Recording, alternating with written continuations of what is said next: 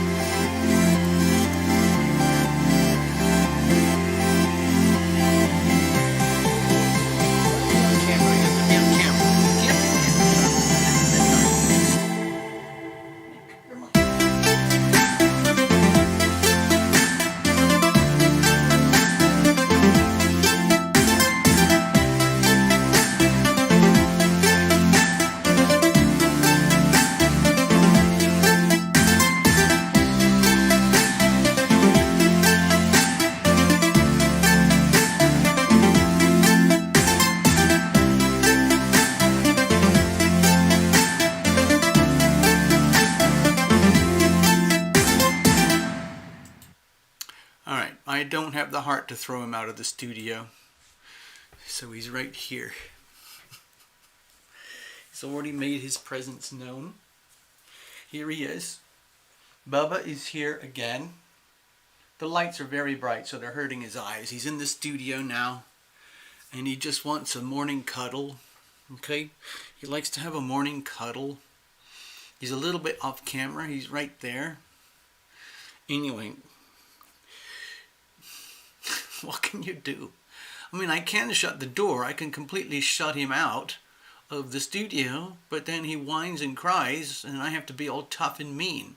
So I'm getting ready to do that right now, but I have to have a little huddle session before we actually do the tough job of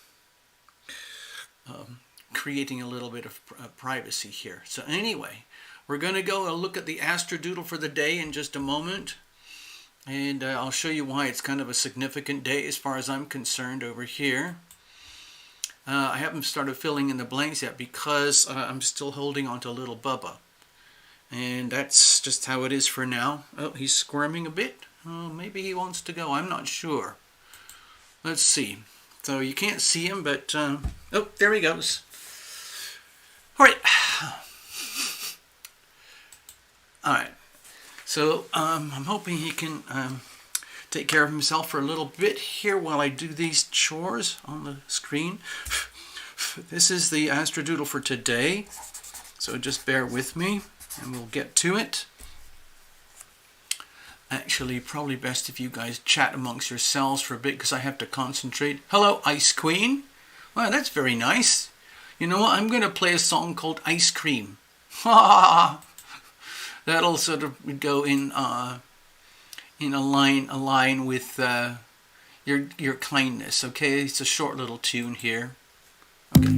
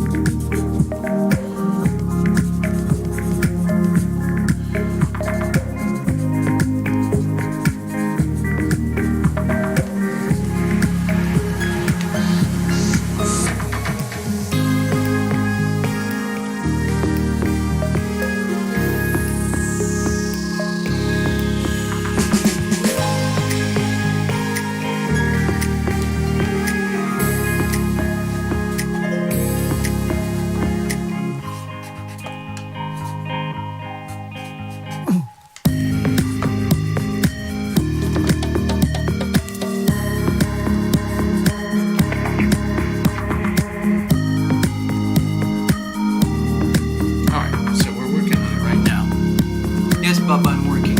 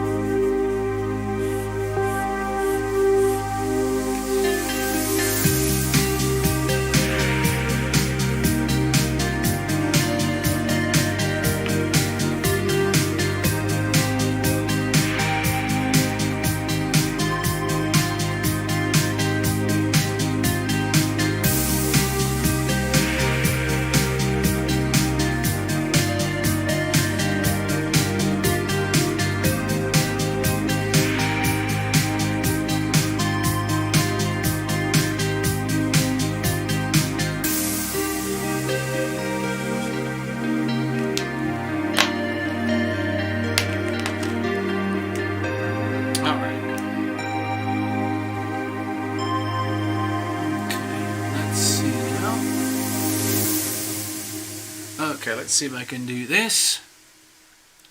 Let's leave that over there for now. Okay, greetings, good morning, or good afternoon, depending where you are, of course, obviously. Thank you very much, Ice Queen. Hello, Ivona. And I'm just going to let Bubba hang out. He's sitting here in the studio. He's kind of looking around at everything, trying to understand what the heck is going on. Hello, Michelle. Hello, Path Traveler. Hello, Ice Queen. And let's see. Anyway, it looks like the live stream is stable. And the audio is working. So far, so good. Okay, that's a miracle, frankly, these days. There's so much going on. So this is today's Astrodoodle. Let me point out Neptune is still retrograde. Uranus is still retrograde. But that's all going to be changing pretty soon. Let me show you here. So as some of you know, oops, sorry, I'm losing all my notes. Some of you know Mars just turned direct a few days ago. Today's the 17th. It turned direct around the 14th. So there's a lot of, I guess, what I would call repressed energy that's going to be coming out. And it's going to come out, what I look at is a very, let's say, volatile, hostile kind of expression here. We've talked about these things before because some of these energies are moving quite slowly and they will repeat and repeat and repeat for days to come. At this very moment in time, on Pacific West Coast time in the United States, I'm broadcasting from sunny Las Vegas, where it's really nice right now. We have a delicious, rich harmony between the Scorpio Sun energy, actually the Mercury energy, and all this Capricorn. These are like a huge wall of sextiles here, so that's very comforting in times of distress. And we have, again, a lot of comfort here between the Neptune and Pisces energy and all the Capricorn energy. So that's very nice comfort in times of distress because we have a lot of distress here. This is on a global scale. These red marks, as you know, are termination code for challenging energies. Hello, Nikki. I see you. I just made some morning coffee here. So I can hang out with you guys in a nice sort of casual manner. We talked about this one before. Sun is opposite Uranus, okay, more or less. And that makes it very challenging in terms of relationship dynamics. There's a lot of volatility in relationships, going down to the very depths and the cores of our relationships with ourselves and each other, and discovering things that are, I would say, unstable regarding the stability and security of our relationships. And so it's almost like the closer that you get to someone, or the closer that someone gets to you, the more likely you are to find, or they are to find, that you have flaws. We all have flaws, but most of the time we try to conduct our lives in such a way that we play to our strengths, and we try and hide and cover up our weaknesses, our deficiencies, and so on, so we can be our best selves. And that's different for everybody, but in any situation where you've got two entities relating to each other, like, I don't know, Biden versus Trump, or Americans versus Americans, or boyfriend and girlfriend, or girlfriend and girlfriend, boyfriend and boyfriend, or business partner and business partner, husbands, wives, children, parents. Anytime you have a very clear, distinct one-on-one relationship, this aspect is highlighting, I would say, the deep instabilities that come with the relationship and the deep level of bonding that comes with a relationship, where you discover, like, wow, I didn't know it was like this to be in a relationship, where you really truly have to understand and accept people as they are, in their truth, in their freedom, and let them be themselves, while you at the same time claim your rights to your own freedom of expression and freedom of identity. Sometimes it's very hard to do. The closer you get and the more and more you know somebody, the more you learn about the things that don't work. And that's often what happens in relationships over really extended periods of time. And so I'm not an expert at this stuff. I don't know how to, how some people do long-term relationships. I don't have a very successful track record. so I can't really speak on it with authority, but I do know an awful lot about what doesn't work. Okay, so in other words, we have another relationship dynamic here. I'm giving it a pretty loose wobble red because the angles are not very tight, but it's still an opposition by sign. Libra opposing Aries, okay? Beautiful Libra in its own house, in its own sign right now, the 7th house, okay? Venus is the planet behind Libra and so on. And then there's Mars in its own place, its own home, its own turf, its own territory. And they are in full opposition to each other. And Mars and Venus are typically thought of as the passion, love, romance, sexuality planets when you look at relationship dynamics. And when they are opposed like this, it can be a very kind of magnetic attraction, and at the same time, a very hostile sensitivity. In other words, like, oh, we're getting too close, or like, you're getting too close to me, or you're getting too close to me, and I'm not liking what I'm seeing. Well, if you want things to be nice, then you have to literally be nice. Well, what if I don't feel nice because I object to the way that you are being you? Well, I could say the same thing to you. Well, okay, I never thought about it that way, but thank you for pointing it out. Can you see how that can be, awkward at times? The next thing we have, of course, over here is this big fat square that's been going on for months, and it's going to be with us for the rest of the year. Mars in Aries, very hard squared with the moon in Capricorn right now. So what I sense here is yet more violent or volatile disruptions in the status quo, as the people who fight for their rights start to expose all the fragilities that are happening in the ruling parties, the ruling elites, the banking system, the governments, the world, domination agenda by the so-called elites, all of that kind of stuff. There's a lot of hostility going on here, direct hostility, and at the same time, a lot of hostility in relationships, but done in more diplomatic ways. Between ourselves and each other. So when we look at it like this, we're actually witnessing a humongous T-square. This is the T-square. I'll just pencil it in so you get an idea.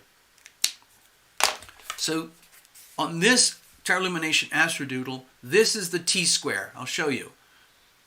Here is the pillar of the T, and here's the crossbar of the T. That's why they call it a T-square, because you have a very hard square here, which is a 90-degree angle, and another very hard square here, which is a 90-degree angle. And in the world of sacred geometry, Western astrologers, including myself, interpret these as very, very challenging angles. Now, the beauty of this is that, again, like everything else, all of this has a positive expression, all of it has a shadow expression.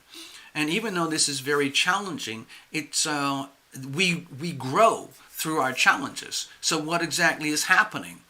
Human beings, ourselves here, yourself and the other, or yourself and the other, are in direct conflict with each other. For example, there are many, many Americans, tens of millions of Americans right now, in direct conflict with tens of millions of other Americans. And that's most obviously depicted through what's happening in the presidential elections right now, where it's chaos and there's a lot of fraud going on.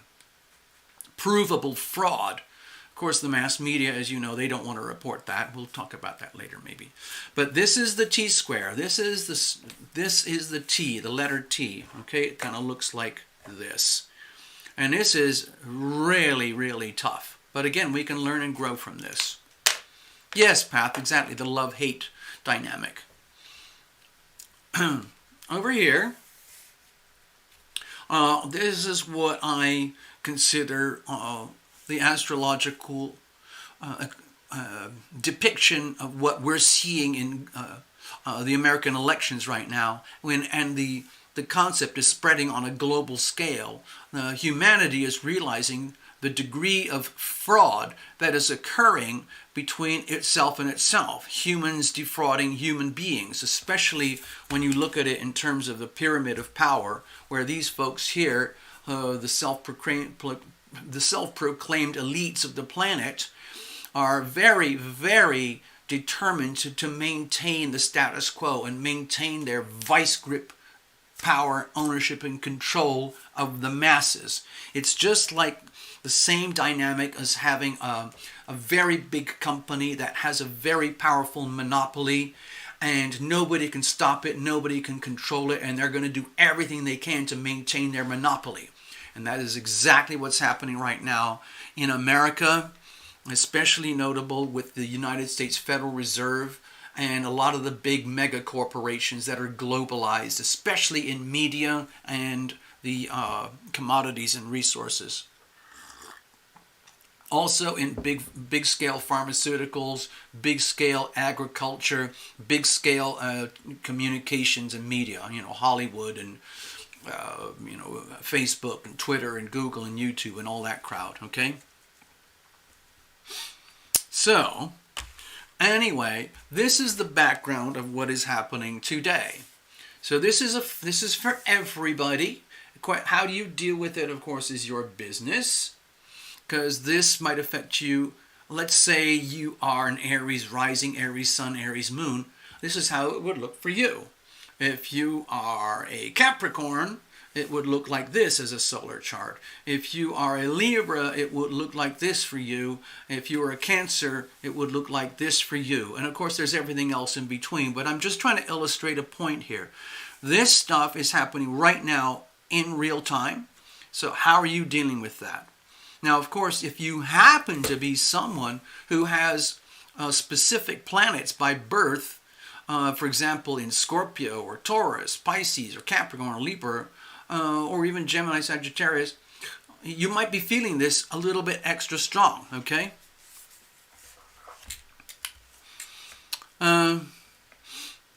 Nikki just brought an interesting point. Sextiles in astrology. Sextiles are very much about opportunity. What tends to happen in a sextile here, there's an opportunity that opens up. In the trines, which are, let's say, an angle like this is a trine. This is just a lot of comfort and ease of expression, because they are very naturally in harmony. The Libra energy right now in Venus is in very close, nice harmony with the Gemini North Node. What tends to happen, of course, with the very sweet aspect is that people tend to ignore them, or they just take them for granted, and they ride on it like a wave without bothering to learn or grow. When we have very challenging aspects like this is where we experience all our conflicts and all that grr stuff that's going on a personal level and on a global scale. And on a global scale, it's extremely intense right now, just for today, especially yesterday and a little bit of tomorrow, because the moon is here in Capricorn as well. So it really accentuates our feelings about how we're dealing with this energy over here, okay, right here. So we have a stellium right now today, Saturn, Pluto, Jupiter, and the moon all tightly clustered up in Capricorn. So that's a lot of pressure, okay? If you can imagine the Capricorn energy in its, let's say, less healthy expression, because it is so heavily stressed. So even though the Capricorn energy is putting a lot of stress on Mars and a lot of stress on Venus, it's also true that Venus is putting a tremendous amount of pressure on the reality check police over here, and Mars is putting a lot of pressure on the reality check police. Basically, these energies are trying to hold this energy accountable. This energy does not like that. This is the global corporatocracy. This is the global banking system. This is the global governance system. This represents the globalists, okay? And it also represents the status quo and the structure of things that we have now. And of course, Pluto is the great destroyer. And it's under tremendous pressure, and simultaneously it is exerting intense pressure. The reality check police are working very, very hard right now in a positive expression, putting tremendous pressure on the global structures, the infrastructure, and everything that is fake and fraudulent about it. And it is now global news on a global scale, although you will hardly see it in the mass media, that there is an enormous, gargantuan fraud being perpetrated on humanity right now by these folks over here. Now, these folks over here in the shadow expression, let me think of, I guess I should, let me pull out a little chart here. The folks that I'm talking about, these globalists and so on, and the banksters, I've showed some of these before. The International Monetary Fund, the United Nations, the World Bank. Let me put the United Nations in there too. Okay, the UN. And many, many others.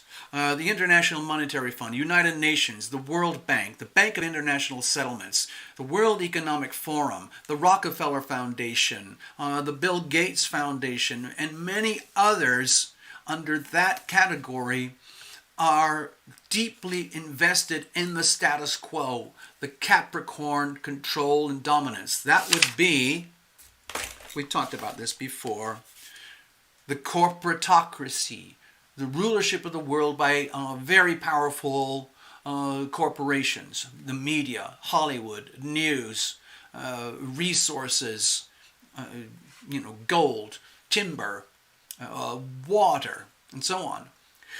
We can also call it a plutocracy. Plutocracy is another way for saying the rule of the people by the wealthy people. Pluto represents the energy of extreme wealth, okay? Extreme hyper wealth. And that's what basically owns and controls the world. And that is most clearly expressed through the United States Federal Reserve.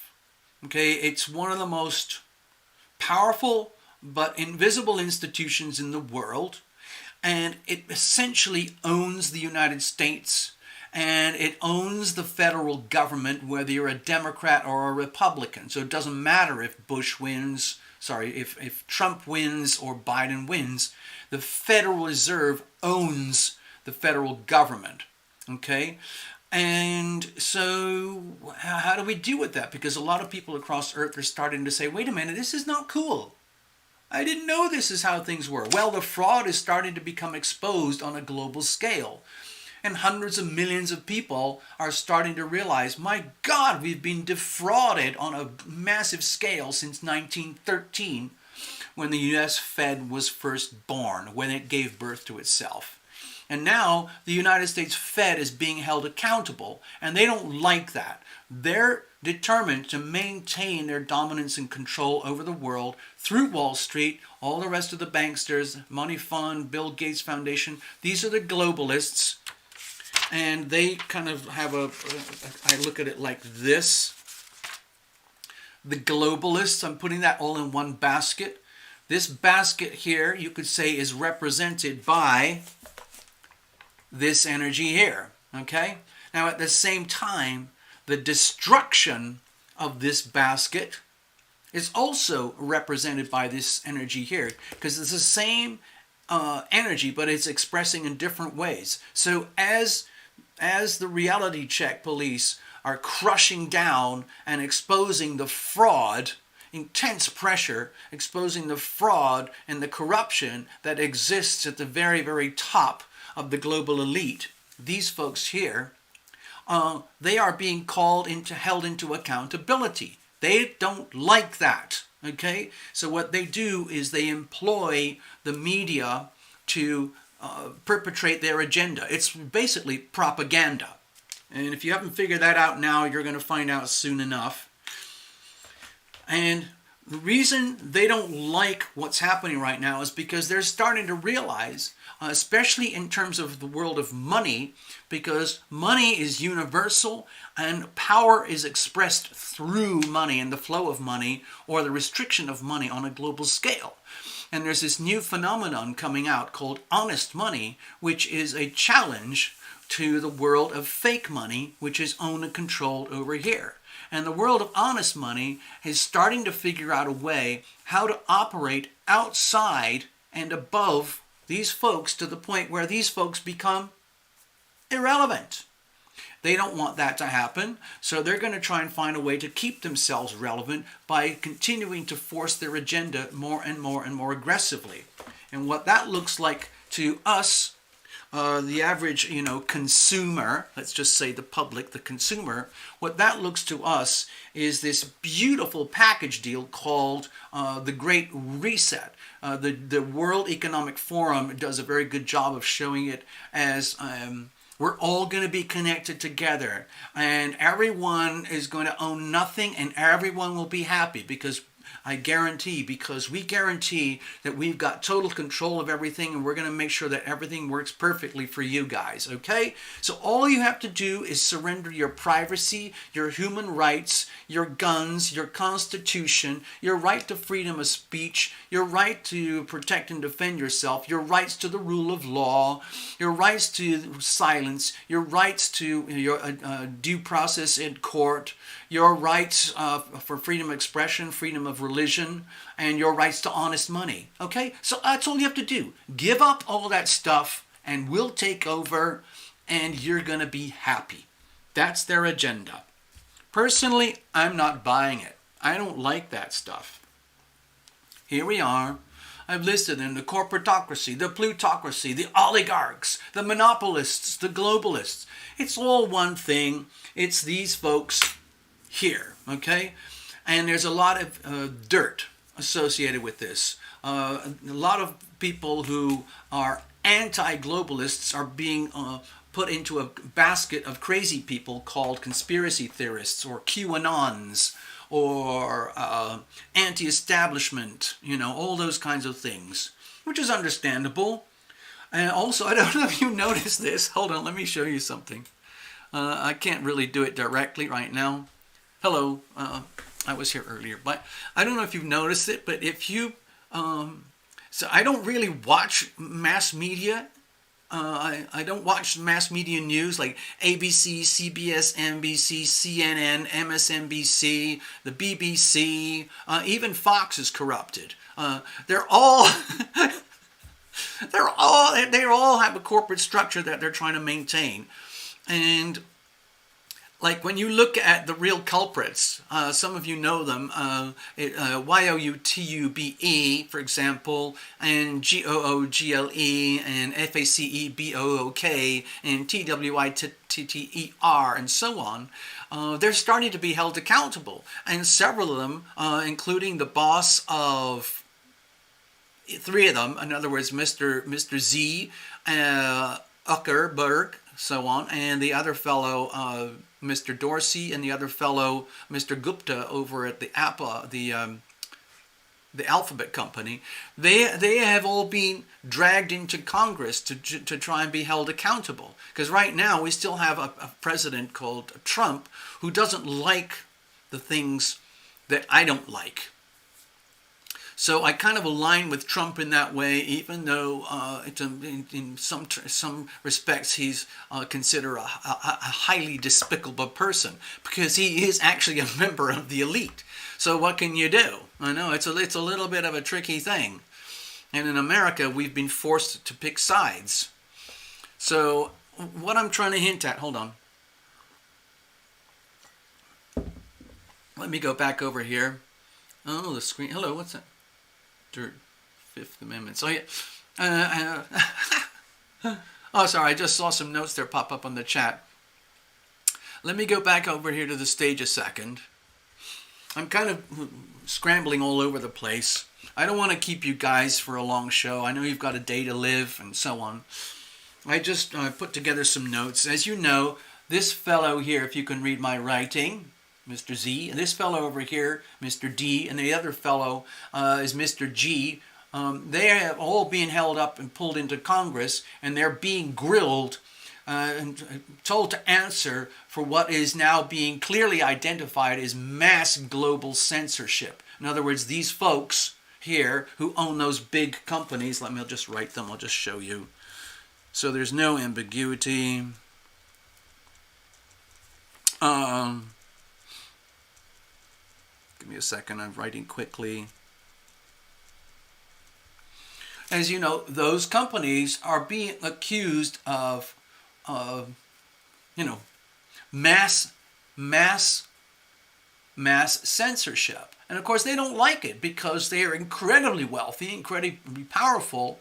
And how would you like it if some little poor person, like a multimillionaire or even a multi-billionaire who has much fewer billions than you, comes along and tells you, hey, listen, you guys are corrupt.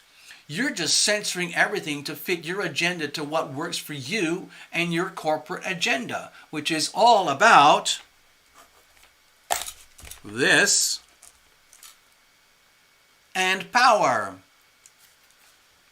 So our little tiny American government, which does not have any money of its own, it only has money that it takes from the population in the form of taxes.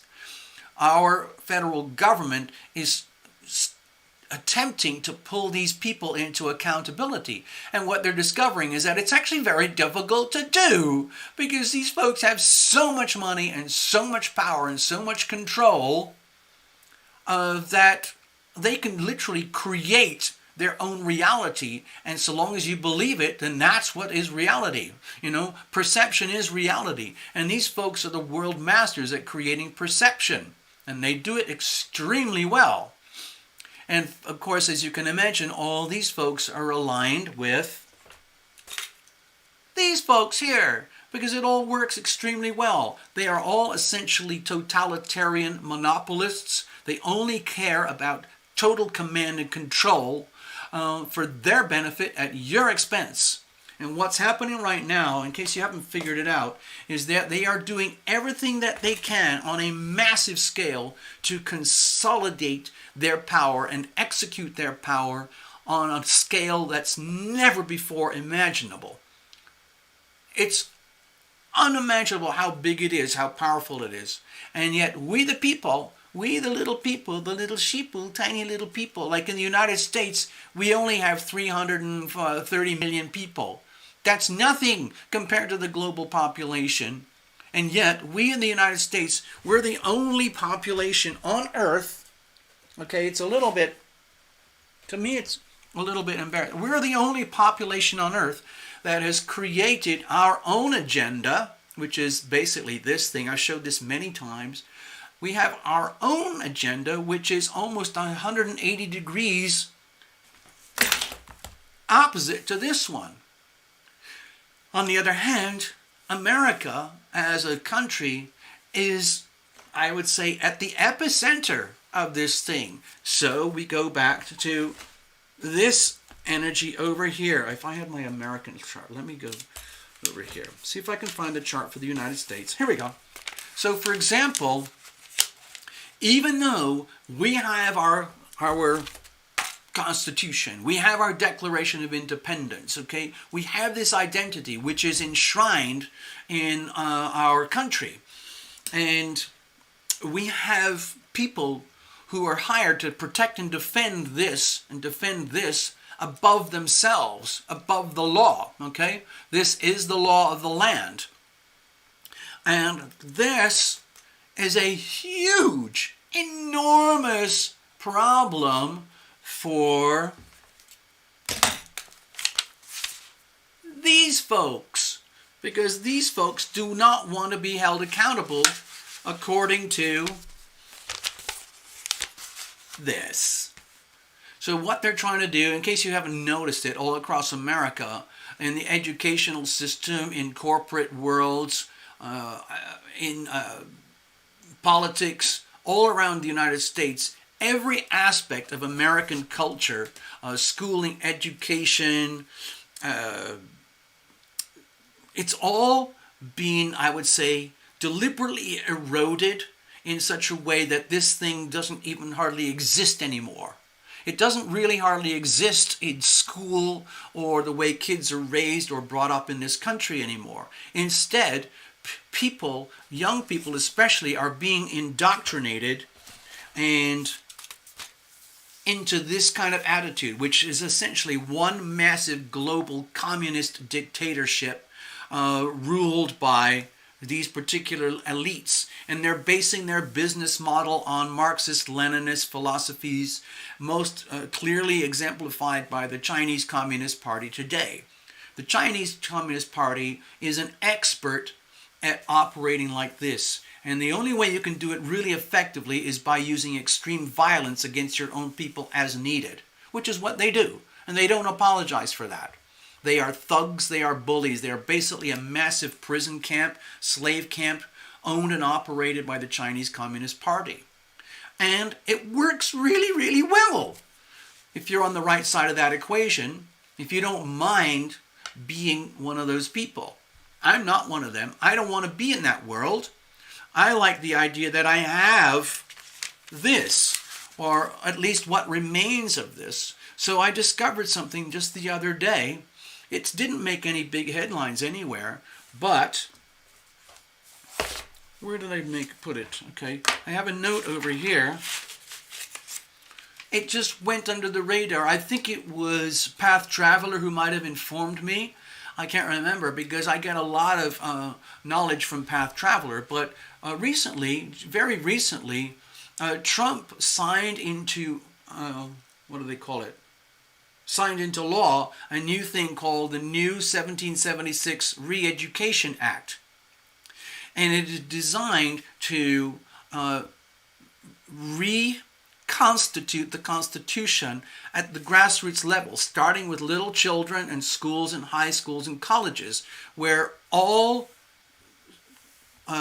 children in school are going to be made aware of the 1776 world, you know, the Constitution and the backbone and the structure of America, which is what gives America all the advantages that we have today. And they're also going to be explaining how and why this thing has been destroyed and corroded and usurped and defrauded for the benefit of the elites, because kids don't know. How many kids do you know who are taught the Constitution and the Declaration of Independence? I don't know any. I wasn't. Also, I'm hoping that Trump institutes a Financial Education Act, because in America, financial education is sadly lacking. The way we are born and raised in the United States is to be debt cows on a debt farm. That is how we are born and raised and educated. We learn it from our parents, our grandparents, and from our peers, and from the media, and from things like Equifax, where they do your social credit score. Like if you become a real expert at borrowing money and getting deeper and deeper into debt, and you know how to do that effectively, then fine, you'll get a high credit score. But for a lot of people, it doesn't work because they're not educated in finance. Anyway, I kind of got off on a tangent there. Give me a second. A couple of things I wanted to make note of.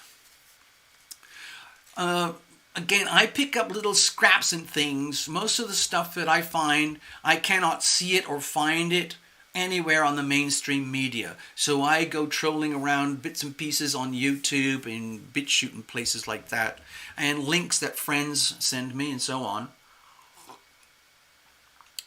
And alternative news sources that focus on truth and honesty, and I would call genuine journalism, reporting, medium, and censorship. The problem is with the channels that I watch is that a lot of them are under threat from these guys, okay?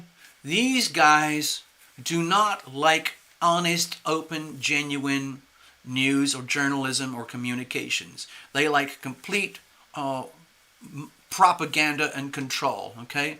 Think of just advertising and marketing. Anyway, if you're not aware of it, the subject of voter fraud is now starting to very gently hit mainstream news. And what they're discovering is that it's really bad. The extent of the fraud is extreme. And it doesn't surprise me when I look at this aspect here. This aspect is happening simultaneously around the time of the elections, okay? whenever that was, November 3rd. These aspects were also very strong at that time. They are still very strong right now. And of course, the more and more people who come forward testifying to fraud and willing to sign affidavits that they committed fraud, or that they were induced by money to commit fraud on behalf of the fraudsters, it becomes very disturbing, and you realize on a massive scale that the United States is defrauding itself. The United States, the people of America, are defrauding the people of America. Okay? Relationship, hostility, opposition, awareness, 7th house. Okay? This is also a 1st house, 7th house alignment. When you have a full opposition, you might as well call it 1st house, 7th house. So when I look at this, what I see is an intense indication. In other words, what I'm saying is, to me, this validates what I'm seeing in truth. Okay? I don't believe 90% of what comes out on the mass media, because that's just all candy floss. What I do see is extreme hostility between polarizations of people. You could say between Democrats and Republicans in the United States, or revolutionaries in Europe, or revolutionaries in Belarus or Ukraine, or in Europe, or England, or Venezuela, or Lebanon, or Iran, or Saudi Arabia. Everyone is being shaken up by this pressure here, and this pressure here. And what everyone is realizing is that the elites, whoever they are, wherever you are in your world, are doing everything they can to defraud the people for their advantage. It's very obvious now, and they can't really hide it anymore. It's being exposed. And so in the United States, what they've discovered is that there's a company called Edison Research. I don't know if you've ever heard of it. I didn't until recently. And this is a very, very well-funded group that is frequently used and hired by the media in order to give predictive information about anything, but especially American elections. Okay? And what they do is they take so-called random samples of 15% of the mass, and then they use that as the bedrock information from which they make their predictions. Okay? So, using this system, what they're predicting is a massive landslide win for this fellow Joe Biden. Okay. Now, at the same time, we also have another service here, which is actually a voter polling service. It's called Dominion Services. Sorry, don't look at that stuff yet.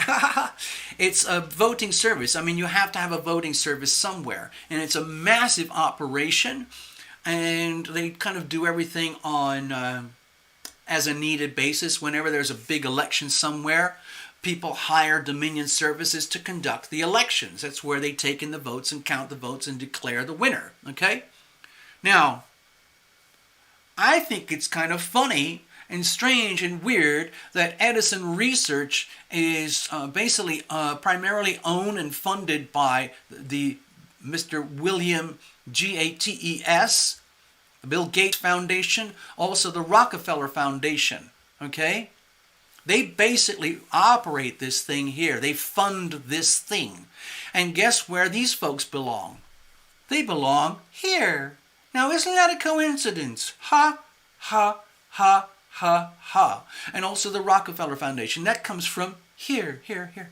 So in other words, they are protecting their interests using what appears to the mass media as a very, very genuine, authentic projection system.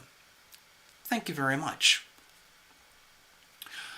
Next, Dominion Services is the actual boots on the ground, the computers, the voting booths, the boxes, the shredders, the calculators, the scanners that actually are used in the voting system.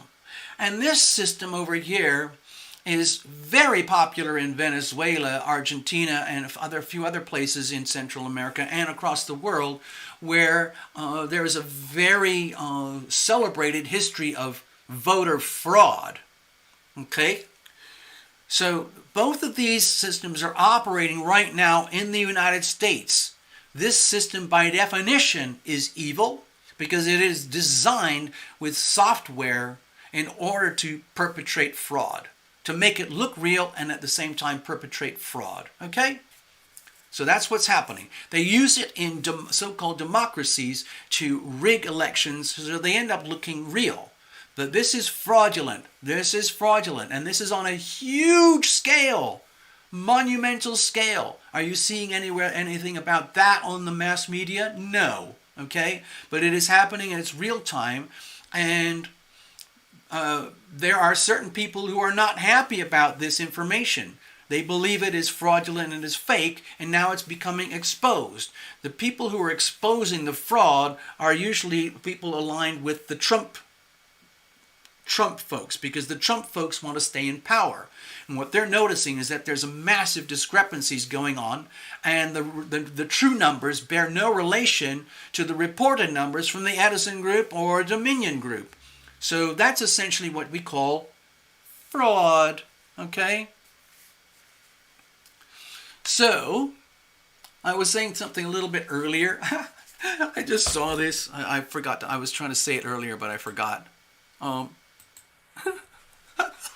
I've started noticing it everywhere I go on YouTube when I watch little fragments of this, because I watch a lot of things about money.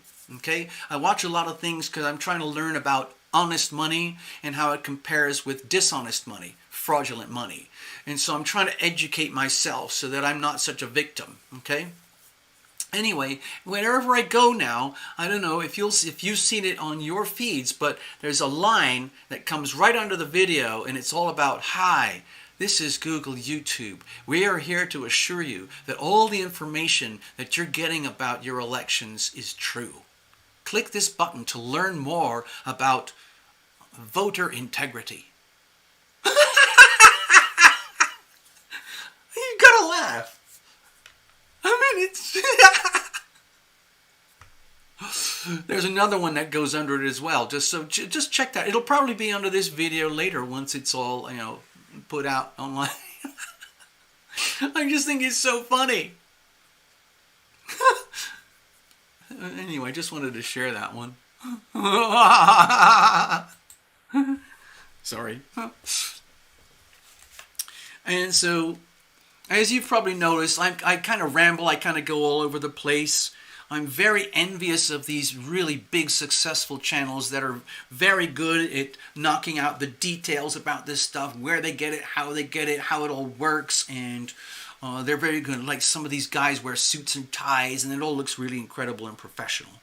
I'm sadly not in that. I don't really do that. I don't know how. Cheers, everybody.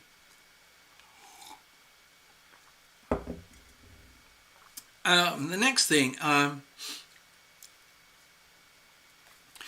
thing that popped out at me recently, I'm just picking up a lot of random things that really jumped at me and hit me emotionally because they resonate with this, especially the red marks here.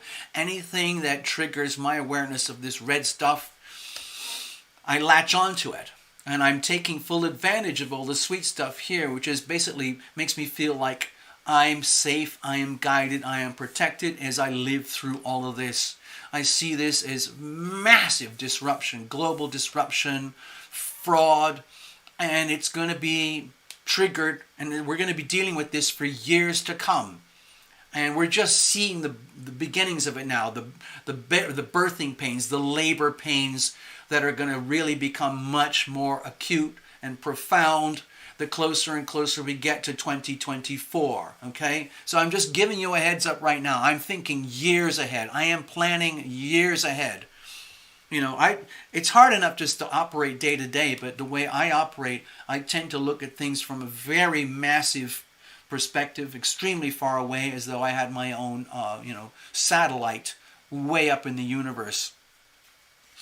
So anyway, that was something a new headline just popped out. where this fellow, Jerome Powell, he's the boss. Jerome Powell today, right now, he is the boss man over here. This fellow, Jerome Powell, who's the kind of boss guy at the Federal Reserve. Uh-oh, my stream is showing erratic behavior. Hold on. I guess it's still going. Hold on. Anyway, the boss of this guy, his name is Jerome Powell, and he has just declared, I think it was yesterday or today, that we are never going back to the old financial system, the world as we have known it. It's done, it's gone, it's shot, it's forever. The U.S. Federal Reserve has systematically destroyed the value of your dollar since 1913. And whatever you could buy in 1913 for $1, if that's $1, you've only got about 3.5% value of that dollar today. So do you call that wealth? I call that asset stripping. I would much rather have a small population that takes care of itself and works in a world of honest money rather than this massive cancerous, tumorous type of metastatic thing that has infected the whole of planet Earth. It looks like wealth, okay? But it's all based on fraud, and I just don't like that. I mean, I'm very happy to have the good things that I have in life, but I'm old enough to know what it was like when we had more honest money, and I don't like it that the value of my money just erodes so fast that you can't keep up with it. We're not as bad as Venezuela right now, but we're heading in that direction. What is happening in the United States right now is what they have already done very successfully in China, and especially Venezuela and some of the Middle East countries, and anywhere that has essentially a highly fraudulent communist dictatorship. Look at Cuba, for example. It's a total freaking mess. So anyway, the boss there, Jerome, he is the boss in charge of all this stuff, the fake money. He's basically said, we are never going back to the old economy. They're just going to keep printing money, fake money, to infinity, which is destroying the world of honest money. Now, at the same time, the world of honest money is starting to say enough is enough. But it's very hard to understand the world of honest money if you've been born and raised in a world of fake money where this is all there is. This is an illusion. This is an optical illusion. Money is what we believe it to be, and what we have been taught and conditioned it to be. And that's what we are living in right now, all across the world.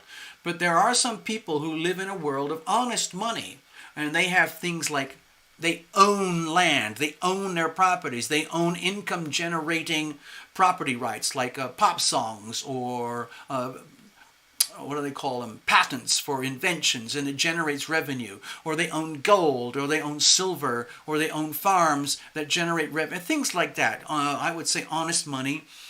And they're trying to find a way to live in a world of honest money. And it's starting to happen. That's this world over here, which is decentralized. In other words, there is no center. Okay? I don't know if you can see that. I wonder if I can do it like this. Oh, yes, look at that. Look at that. Hope I don't spill it. Okay, just imagine that the world economy that we know today is basically you could just flip a switch and get rid of it.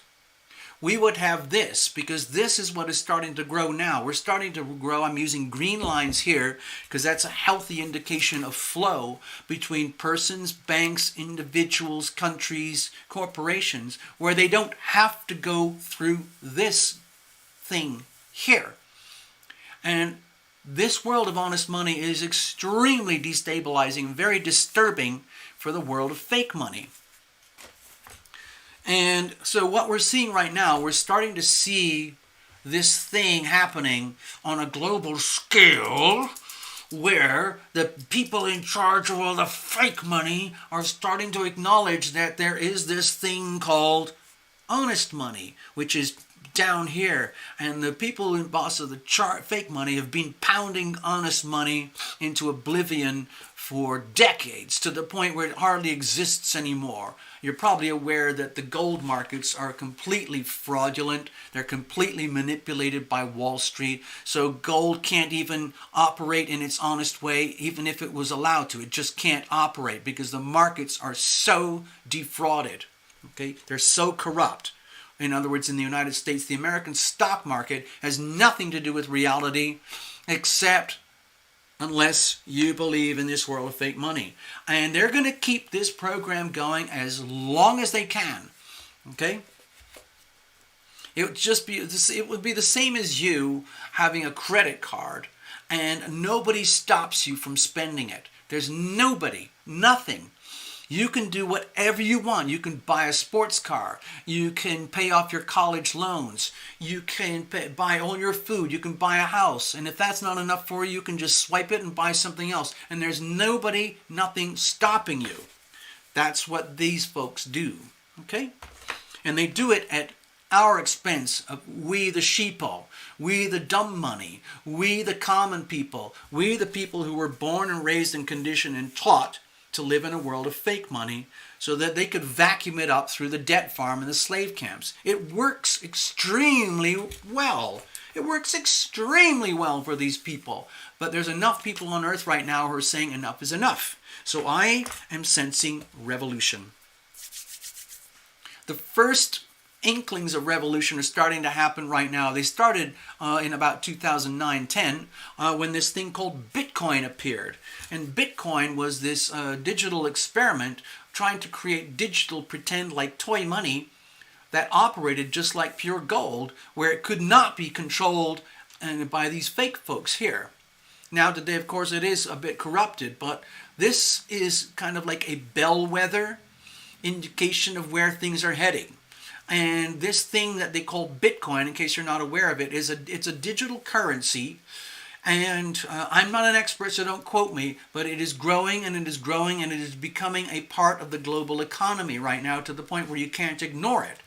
So we're having this hybrid world that is starting to form between the fake money people and the real money people. And it's very awkward because neither of them are going to go away.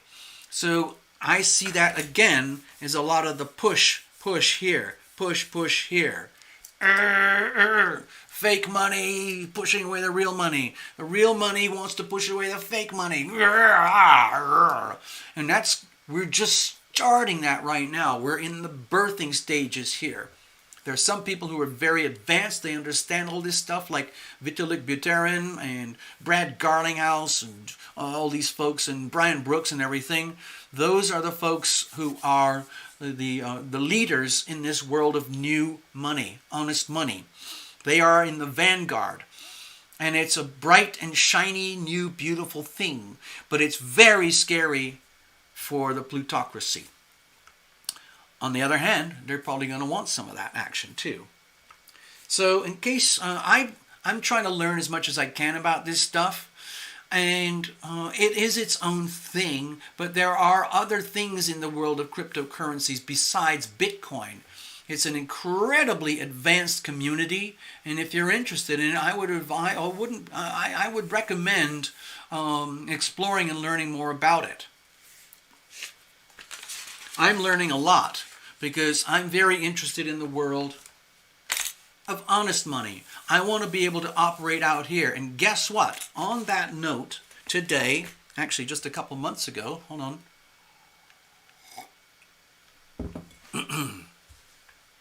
Okay, I'm going to kind of go off of the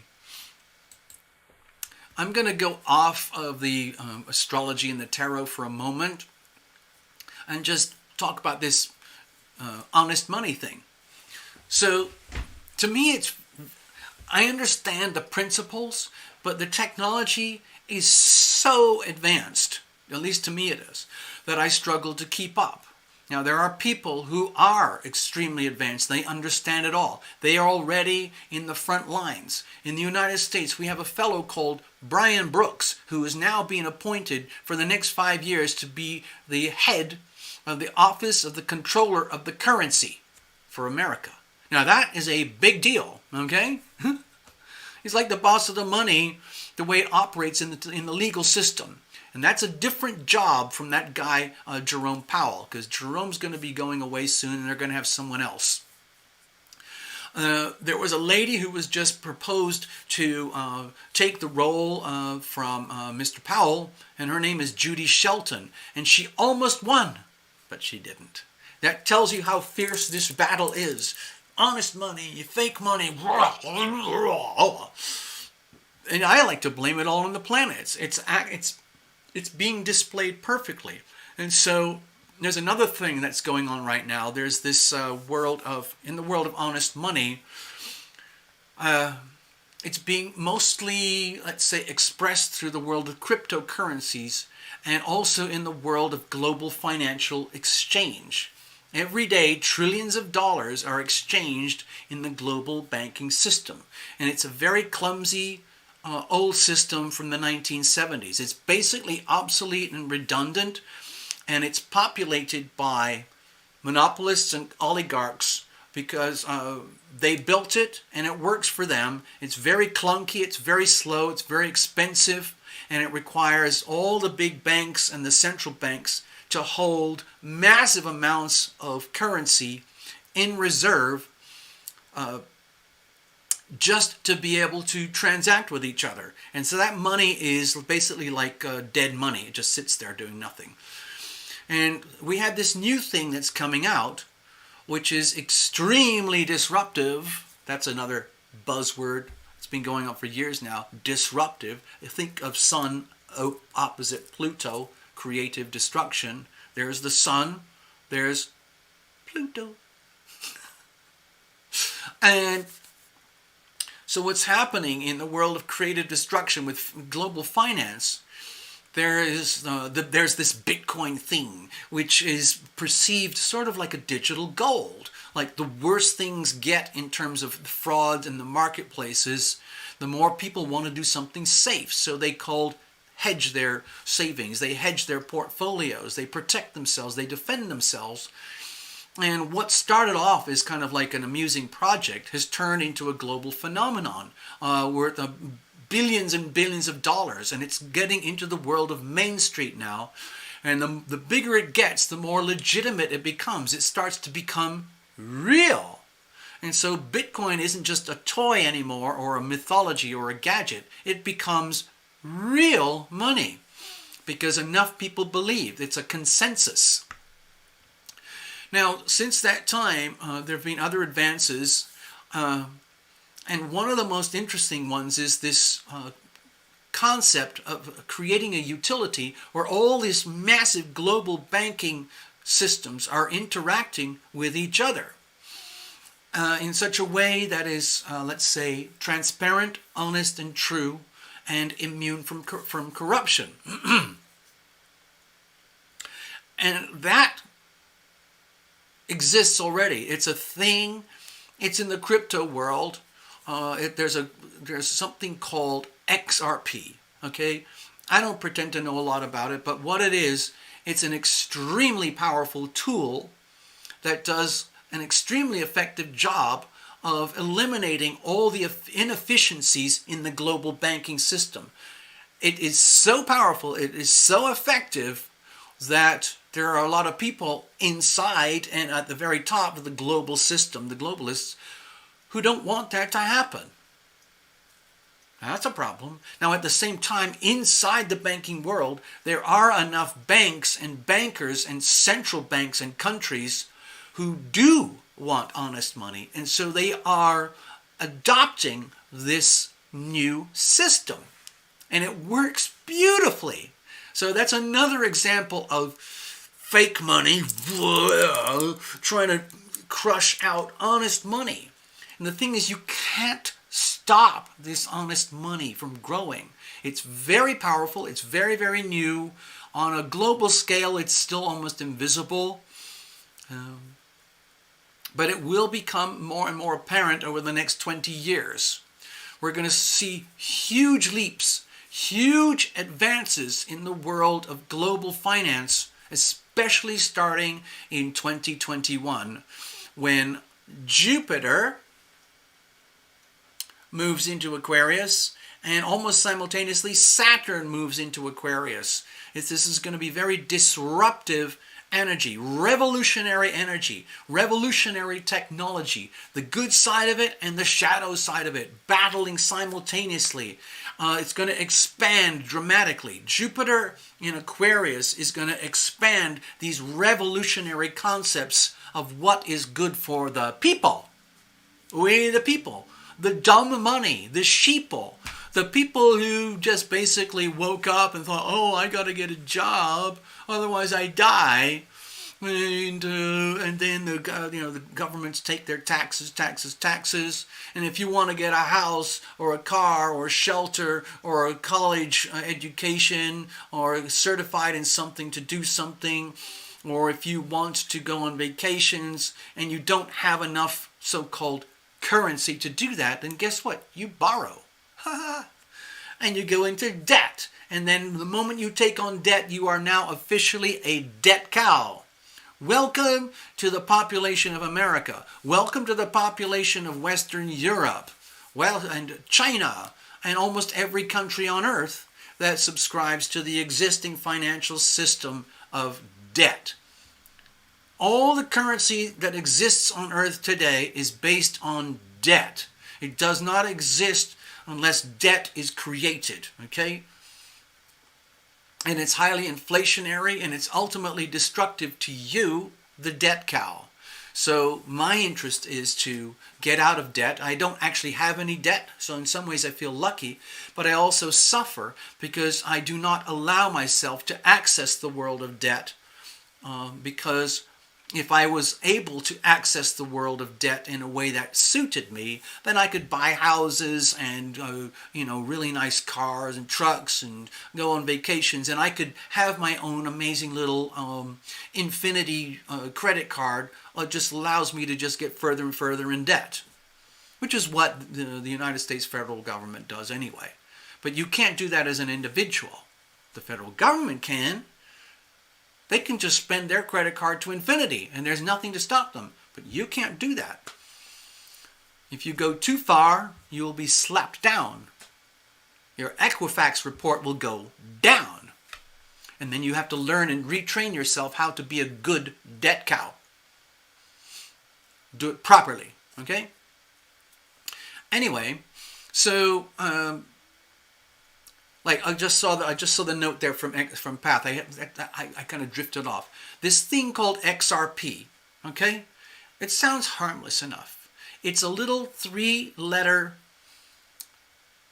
moniker for this incredibly powerful tool that has been released to the world. It was created by a super advanced technology company that is trying to integrate with the world to create a world of honest money. And they felt one of the most powerful ways to do that was to create a bridge, a super ultra fast, hyper efficient, low cost bridge between all the money in the world, all the currencies, all the banks, all the central bankers, all the corporations, all the business in the world can be connected through what Path has mentioned is called a bridge currency. The bridge currency is kind of like a dream come true for the globalists, because if they had their way, they would own and operate the bridge currency. Now we own and control everything. But that's not what happened, because the XRP tool has now already been given birth to itself, and it has already been given to Earth for free. There is a .org, a foundation called XRP Ledger Foundation, and that is free open source technology for the whole world to use. Just like that.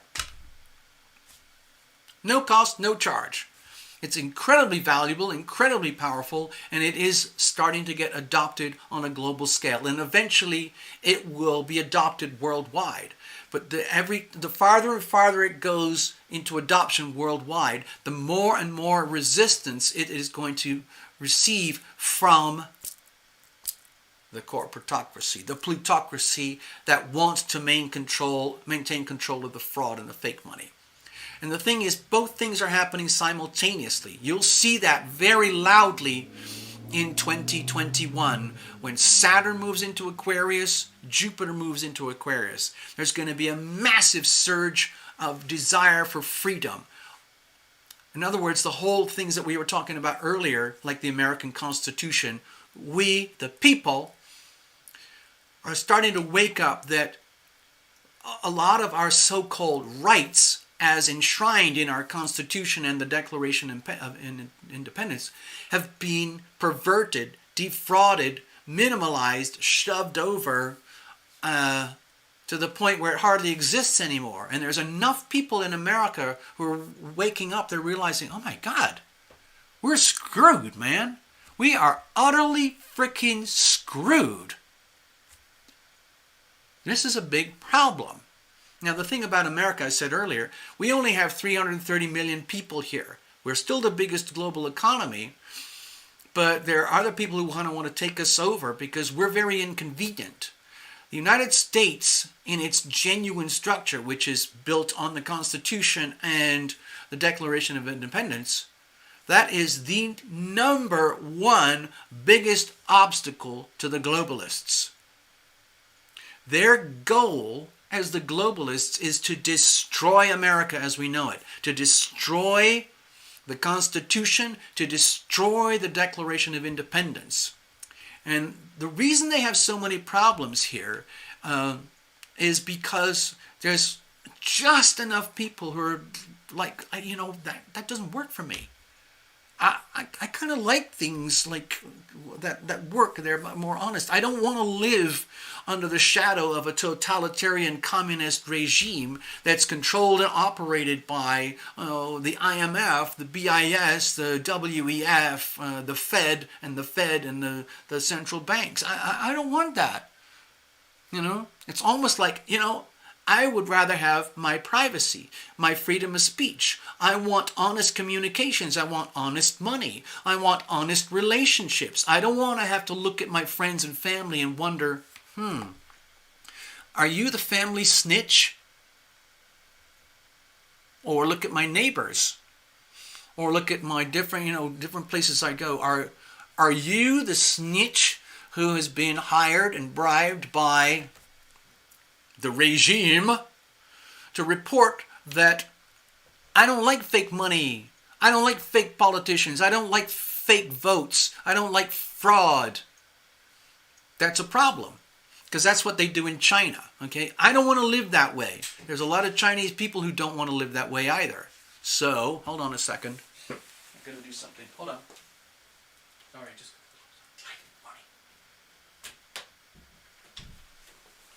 So, anyway, sorry.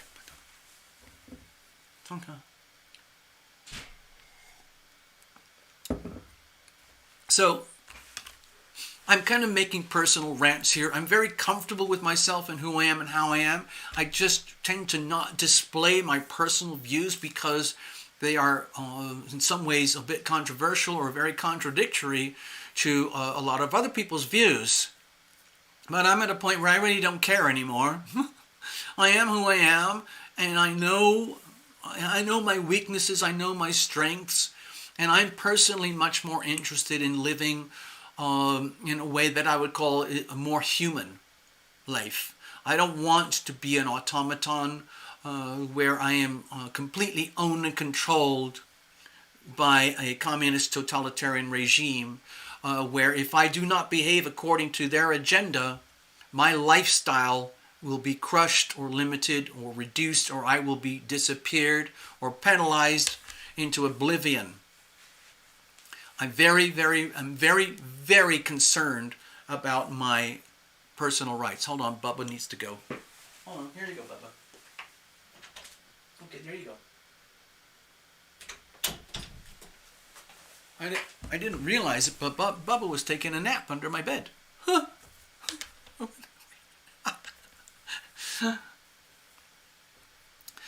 So, what has tended to happen here with the Little Wednesday show is that I've become more, let's say, aligned with people who are on my kind of wavelength, and I'm becoming more and more unaligned with people not on my own wavelength. It's a personal choice. I allow for it. I mean, look at it this way. There's always going to be a left and a right. There's always going to be a right and a wrong. There's something amazingly beautiful about the fraud that we live in right now. It's like an amazing miracle. It's like the biggest, most spectacular Ponzi scheme ever created on planet Earth. Okay? And it works. Especially if you're at the very, very top of the pyramid and you own the Ponzi scheme. It's a pyramid scheme. Okay? And it works, especially if you're way, way at the top of the pyramid. The people who are at the very bottom, most of the time they're not even aware that they're part of the Ponzi scheme or that they're being sucked up into it. I am aware of it. I discovered that a long, long, long time ago when I was a kid, and I made decisions long ago when I was a kid that I don't want to belong or operate in that system.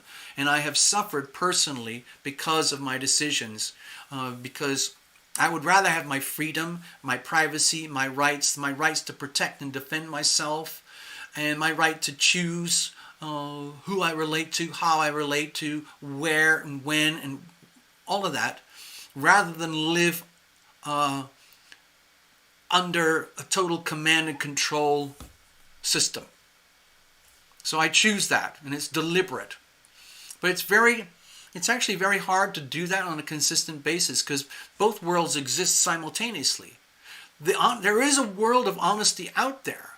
There is a fraudulent word out there, and they're happening simultaneously. And you have to figure out, well, which is which? Where do I belong? I already know where I belong. And I like to operate in the world of honest money, but it makes it very difficult to operate in the world of honest money because the world of honest money is heavily suppressed by the world of fake money. So there is a way around it. You can educate yourself. You can study and learn more and more about money. What is money?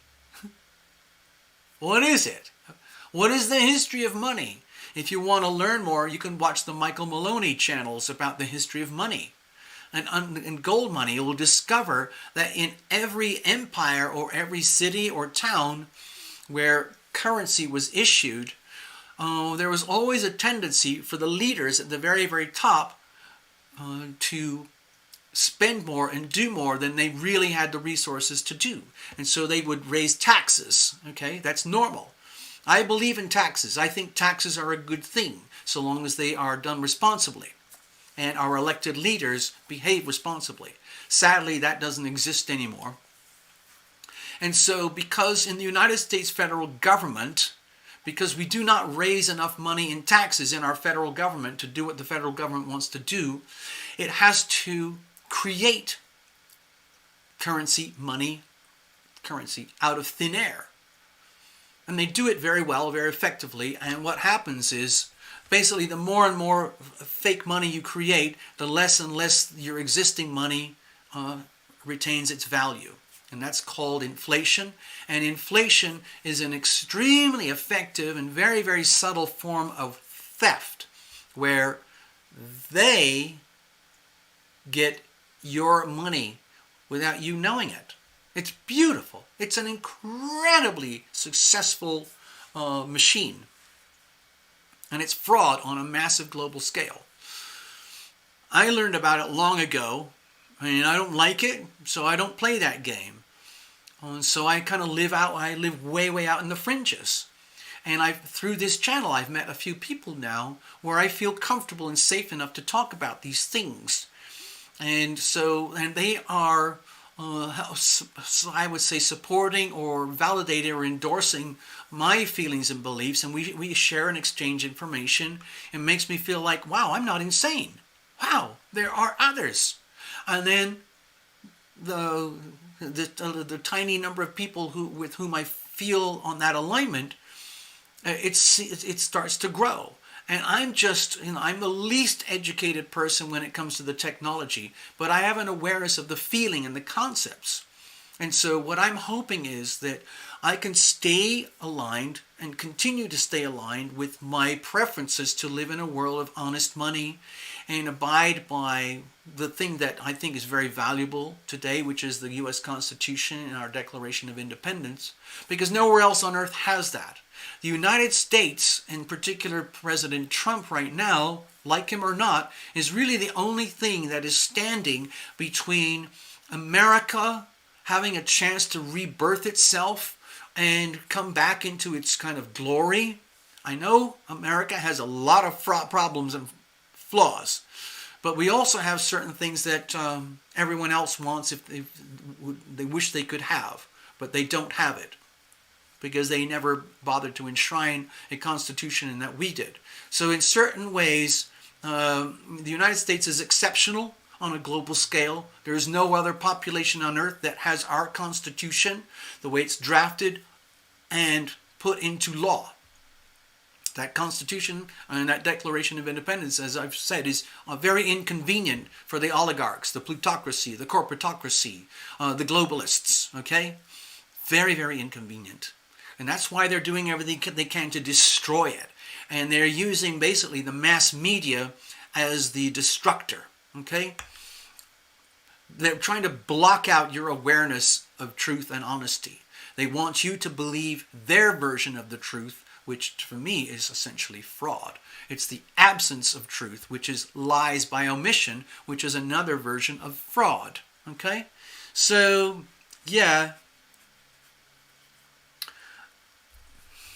I'm learning as I go, and I'm trying to share the nuggets and bits and pieces that I've learned where I feel confident enough to share that. And it's a little more complicated in here when I work on my own business, trying to take care of my life, minding my own business, compared to what I can actually feel safe enough and confident enough to share publicly like I'm doing right now. But I just want you to know that all is not lost, okay? I'm really terrified by what's happening out there, like the massive levels of fraud. It is fraud and it will be proven. That's a problem for the people who are the fraudsters. But it will be proven and they will be held accountable. I don't know what the exact outcome is going to look like, but we're going to know starting in 2021. It's going to be tumultuous, okay? There's going to be a lot of shock and awe between now and then as a lot of the dirt comes up on the so-called deep state, the global, whatever you want to call it. I mean, there's so many other ways that people describe the powers that be, but there are other populations across the world in other times and other generations historically that have lived through something similar. I don't know, if you go to Zimbabwe today, for example, it's a complete totalitarian state. Its currency is worthless. Same thing in Venezuela. It's sort of like that in Argentina, Lebanon, a few other countries, Cuba, where they have allowed their leaders to defraud them to infinity. And there's no recovery. I don't see how you can recover from that because the people living in those countries do not have any rights at all. They don't have any freedom of speech, the rights to protect and defend themselves, the rights to take down their leaders and hold their leaders accountable if their leaders are not doing the right job. Those countries are lost, gone, ruined. We are very close to ruination, but we still have the Constitution. We still have our Declaration of Independence. And even though it is only 250 years old, on a global scale, it is unique. It's never happened before in history. 1776 was a very big year for the world. 2020 is a very big year for the world. And the next 20 odd years are going to be tumultuous, especially when Pluto goes into Aquarius. Just hang on then. I'm really looking forward to living through that chapter of my life. I really want to see it. Pluto in Aquarius is going to be freaking mind-boggling. It's going to, this is what's happening. Okay, right now we have Jupiter and Saturn very close together in the heavens. You can even see it on a clear night. You can see Jupiter and Saturn very, very close together. And tonight, you're actually going to see the moon very close to Jupiter and Saturn as well. Mars is in Aries over here. That's on another quadrant in the sky. These two are very, very, very, very tightly aligned over here. with Pluto, because Pluto is in Capricorn right now too, but you can't see it because it's too far away. But if you looked at the heavens right now, this little tiny blob would be sitting pretty much right in between Jupiter and Saturn, or almost identically on top of Jupiter or behind Jupiter. But you can't see it, but it's there. So that's an incredibly powerful alignment. Pluto, Saturn, Jupiter, and the moon today simultaneously. That's a very powerful alignment in the Capricorn sector on the global scale. Let me go back over here. Over here. So that little thing that I just pointed out there on that little piece of our solar system, the things that I just pointed out, that's this thing here, okay? We've been building up to this point for about 12 years. The real pressure started around 2009 when Pluto hit Capricorn. After the crazy excess of Pluto in Sagittarius, Pluto went into Capricorn, and that was just like a serious reality check. It pounded down on the Federal Reserve and Wall Street and the American government. And very quickly, the fraudsters figured out, oh, we can just keep going, we'll keep doing the same game. And they're continuing to do it for the last 12 years, and they're going to continue to do it for at least another 4 years, as much as they can. And what we've reached here, like I wrote about in my little book, which I haven't got here, highlighting January 2020 as the point where Saturn and Pluto conjoined. And that's where things got really ugly. January 2020, and here we are heading towards January 2021, and as you've probably noticed on a global scale, our planet has changed. The globalists are trying to take over. They're trying to exert maximum pressure on a global scale. They're using the classic methods used in like communist propaganda, okay? It's basically fear and intimidation. We have to create a crisis. I'm one of those people who actually allows for the idea that this so-called virus was a planned thing, a scamdemic, a plandemic. It's extremely convenient that it arrived when it did. It's also very interesting when you look at the CARES Act in the United States, when it was written in January 2019, identifying the revelation of the virus in 2020. In other words, they already knew this stuff was going to happen. Everything's planned. All of it's all planned out. In other words, like you have to have a crisis. Because by creating a staggering health crisis, which leads to a staggering food and distribution crisis, a financial crisis, that is the perfect recipe for destroying the confidence of the sheeple, the dumb money, the debt cows and the slaves in the slave camp. We just need to crush them, because when you have a total decimation of the economy where everyone's running around terrified, that's the perfect time for the oligarchs to execute their command and control and their global takeover, which is exactly what they're doing right now. They're working extremely hard. They're amplifying the pressure more and more and more and more. Thank you, Pat, for all your notes. Canada is already on board. America, through Biden, is already on board. Most of Western Europe is on board. Most of Central and South America, they're on board already. Most of Africa is on board. China is already on board, of course. They're waiting for that moment of critical mass where the United States gives up. Because when the United States gives up, and we basically say goodbye to our Constitution and goodbye to our Declaration of Independence, that is the green light for the globalists to take over, and that's what they will do. And life as you know it will basically end. All your privacy, whatever little is left, it's gone completely. It'll be a complete global totalitarian state. I don't want that. And so we're at this point of critical mass right now. The pressure is increasing. It's increasing and increasing, and eventually something goes just like a tectonic plate. And my feeling is that honesty will rule. honesty will eventually come into more and more strength and more power, and enough people will start to subscribe to the point where we have revolution. I'm calling it out. Revolution. Aquarius is the sign of revolution. Uranus is the planet of revolution. Spontaneous, explosive, unpredictable, life-changing, irrevocable, irreversible revolution. Uranus wants freedom. Okay? Uranus demands freedom above all else. Okay? Anything that restricts the Uranian energy to be who and what it is will be opposed. So that's going to amplify dramatically starting in 2021. Okay?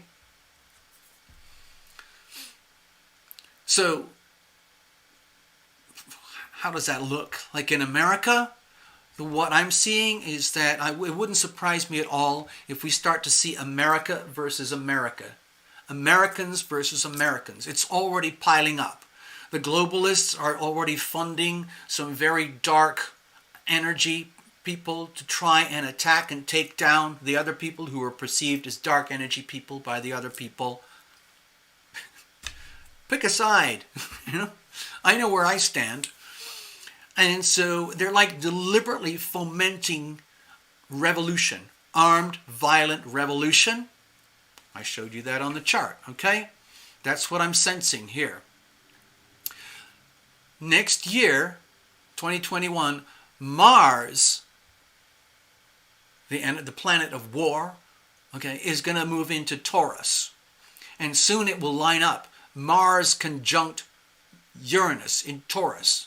I look at that as violent revolution. Okay? And Taurus is all about money.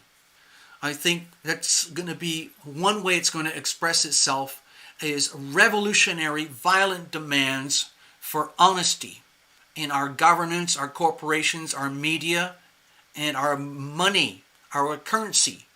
And it's inevitable. It's going to happen.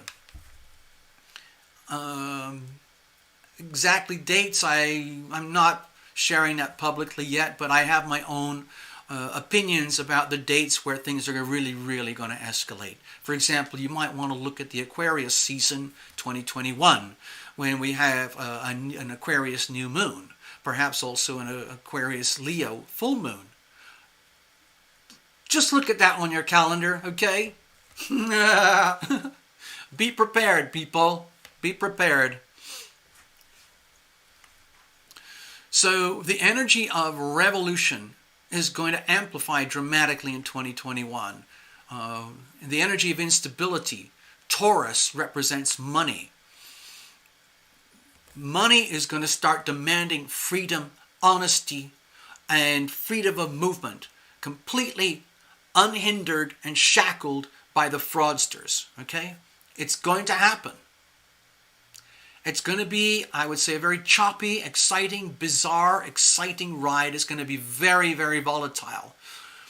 And the people, the globalists that we talked about, some of them, of course, will profit tremendously because they know how to play both sides.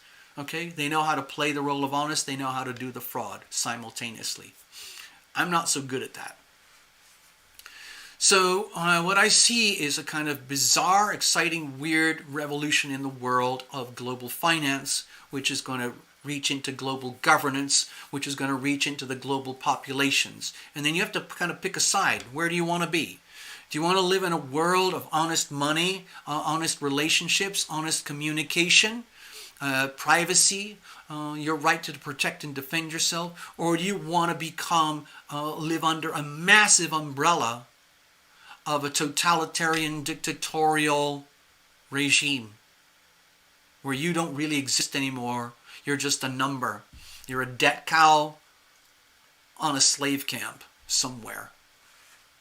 I know where I stand. So, let me go back to my notes over here. I've got a couple more things. Sorry, this is going much longer than I planned.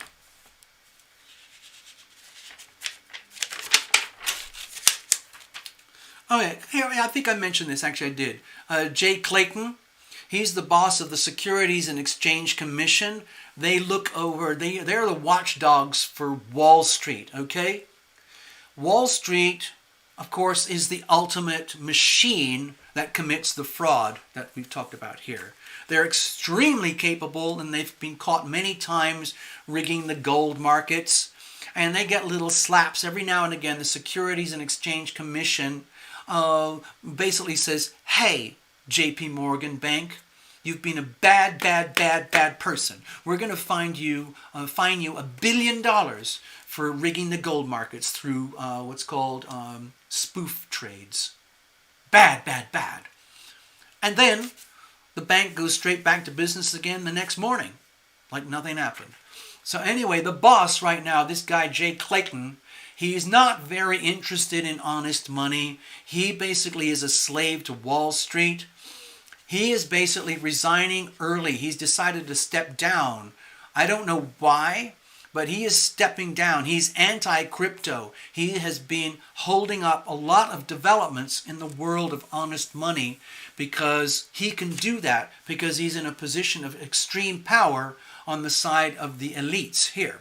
Anyway, he is stepping down. Nice. There's a lady, Judy Shelton. She was hopefully going to be taken into the Federal Reserve. That's also part of this crowd here. As a representative of someone who likes honest money, who likes the gold standard. She's not going to make it. She never made it. Even several Republicans voted against her. Okay, it's not the end of the world. We have a fellow called Brian Brooks. Probably you might have heard of him. His name is Brian Brooks. He's deeply committed to the world of honest money, XRP, Bitcoin, decentralized finance, and freedom of finance for the world. He's in a very, very powerful position called the OCC, the Office of the Comptroller of the Currency. Basically, he oversees the legitimacy of American money. He is an appointee, but now he's being elected federally for the next 5 years. Okay? And so this is very, very good news for the world of honest money. This is good news for the world of honest money because this guy is stepping down. This is sad that she did not get appointed, but we'll figure things out. I already mentioned about Trump instituting this new 1776 Re-Education Act. A lot of Americans won't like it. A lot of American educators in preschools, high schools, colleges, and universities are not going to like this because our American college and systems have been infiltrated and infected by a huge influence from China, and it's working extremely well. Our educational system has been heavily bribed, basically sold out to China, and a lot of our corporatocracies have sold out to China, which is very much to do with how and why China has grown and expanded its economy so fast. It couldn't have done that without theft. And the reason the thefts occur is because of bribery and corruption inside the United States, where we the people, some of we the people, betrayed our country. That is treason. To me, that is federal crime. That's federal prison. There are a lot of big names who I would put under that word treason, treachery, betrayal, defrauding the American people to line their own pockets and put themselves in positions of power in the new plutocracy owned and operated by China, which is going to, China is hoping that it's all going to turn into Chinerica. I don't want that. So there are still, even with this new act, there are still going to be millions of America haters that are going to still try and educate American children to hate America, to hate the Constitution, to hate our independence, to hate and despise our rights. Okay? That is very active today, and it's not going to stop overnight just because Trump enacted this thing. So right now, it looks to me very, very strange. Biden is the president-elect, so-called, because the media said so. Okay? And he is a very powerful representative of fake money, the communist agenda, and the destruction of personal rights, and the continuation and expansion of the debt cows in the slave camp. And he is a complete, utter, total sellout to China, along with his family and all his other cronies. Okay? He is the ultimate fraudster. He is the ultimate traitor. He's an absolute traitor to the American country. And he is going to be defended and protected to the hilt by the globalists. Okay? That's already happening. You all know that. And the fraudulent elections are going to be declared as genuine elections as long as Biden is alive and as long as the globalists can perpetuate the fraud. In the meantime, we have this fellow called Trump, who's positioned on what we call the right, or the conservatives, or the Republicans, and he's in a very lonely position because he represents maybe like 100 million people who voted for him or more, and where his authority as the President of the United States is being heavily challenged by these people. So if you want to, you can take this thing that I've been going like this, and you can translate it on a global scale, or at least a national scale, to Biden versus Trump. The way I look at it is fake money versus honest money. He is in a very difficult, lonely position for him to actually enact his agenda to try and salvage the Constitution and salvage our independence. He has to operate inside the enemy camp. So in some ways, a lot of people consider him to be the enemy. If you're on this side, then this guy is enemy number one. If you're on this side, then this guy and all of these folks are enemy number one. So you choose. You pick a side. It's a very lonely position, and there's no other country that has our Constitution, our laws, our Declaration of Independence. And so if America goes down, if Trump goes down, you can say goodbye to this. It's gone, people. Gone. And you can say hello to China-Erica. Okay, I'm going to put it on here. China-Erica.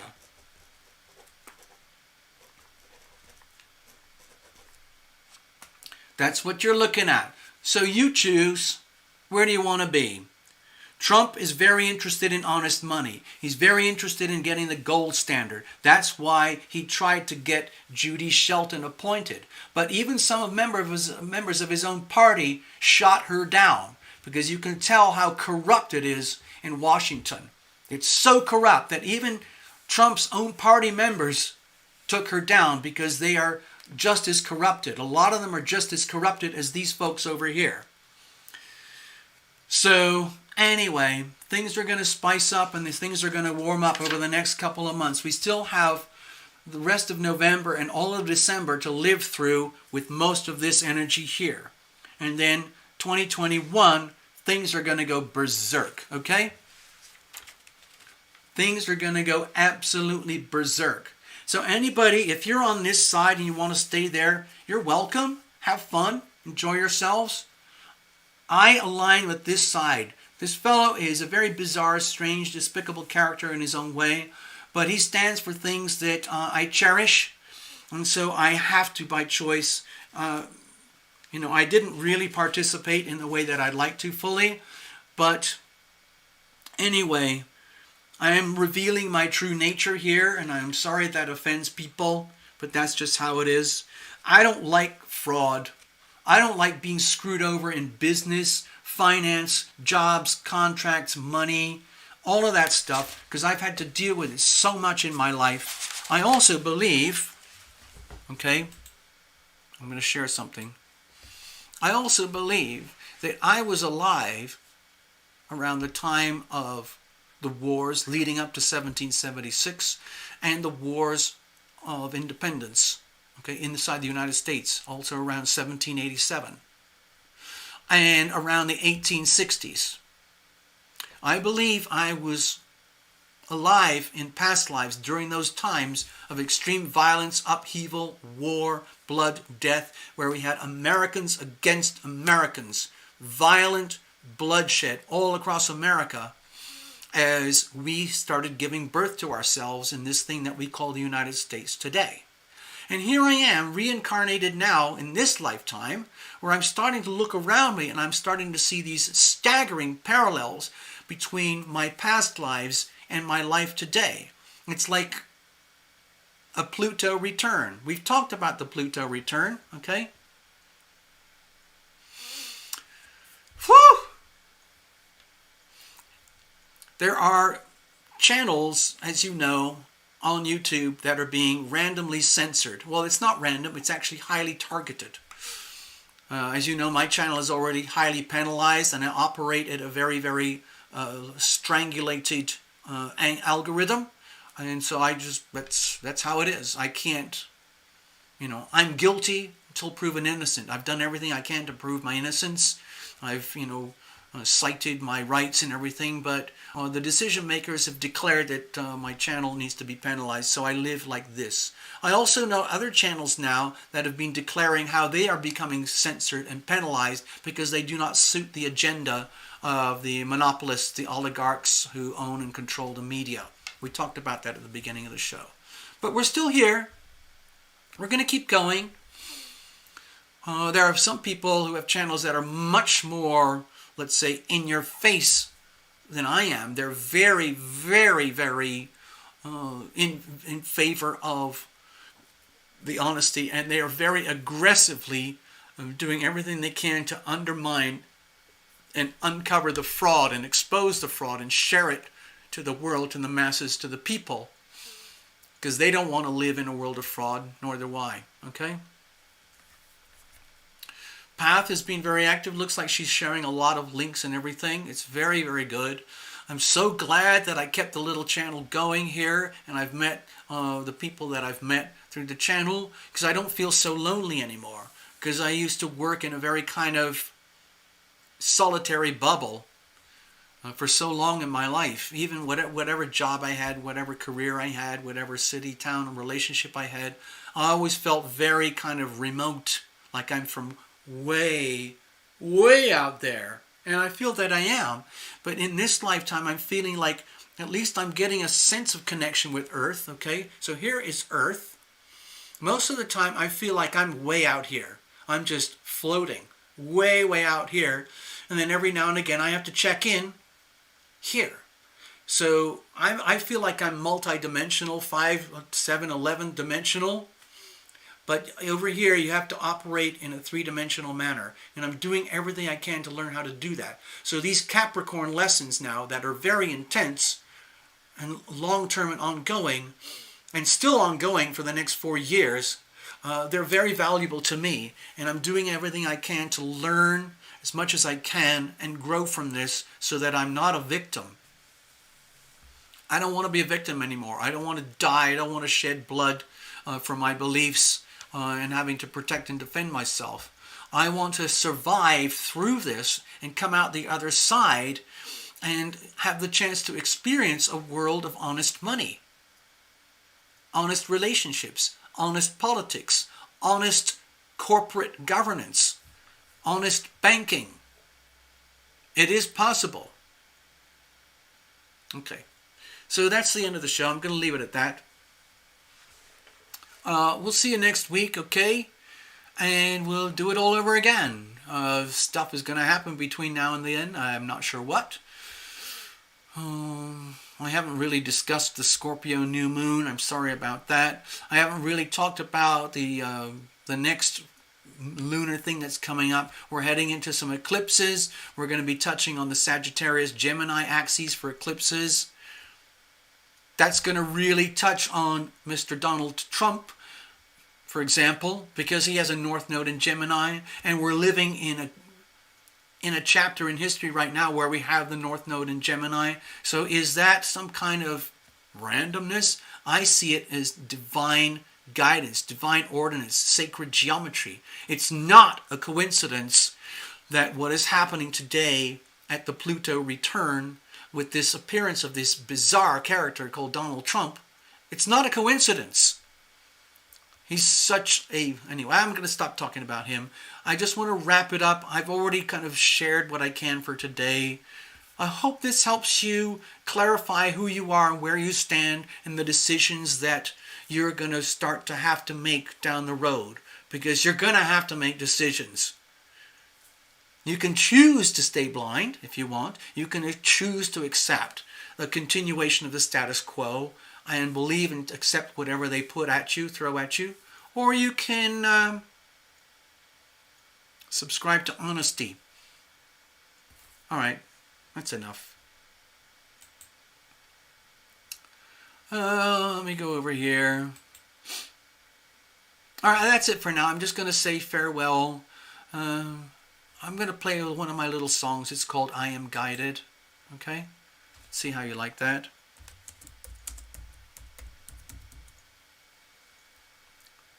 Where is it? Is it coming up?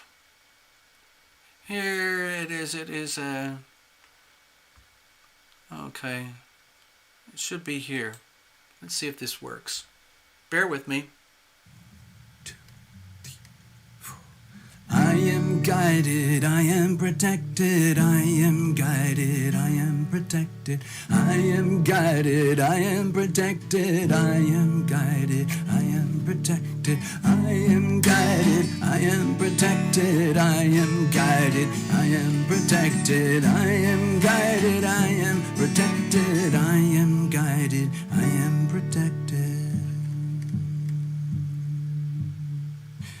When the light of hope it fades, when all faith is blown away, when all sense of trust goes down, when a smile turns into frown, when it feels there's no relief, nothing in which to believe, desperate in woe and grief, angels come reminding me, I am guided, I am protected, I am guided, I am protected, I am guided, I am protected, I am guided, I am protected, I am guided, I am protected, I am guided, I am protected, I am guided, I am protected, I am guided, I am protected. Angels gather close to me, show me what I cannot see. Angels take me by the hand, lift me when I cannot stand. Angels lead me through the dark, soothe and tend a broken heart, laughing at the circumstance, crying while we sing and dance. I am guided, I am protected, I am guided, I am protected, I am guided, I am protected, I am guided, I am protected, I am guided, I am protected, I am guided, I am protected, I am guided, I am protected, I am guided, I am protected, I am guided, I am protected, I am guided, I am protected, I am guided, I am protected, I am guided, I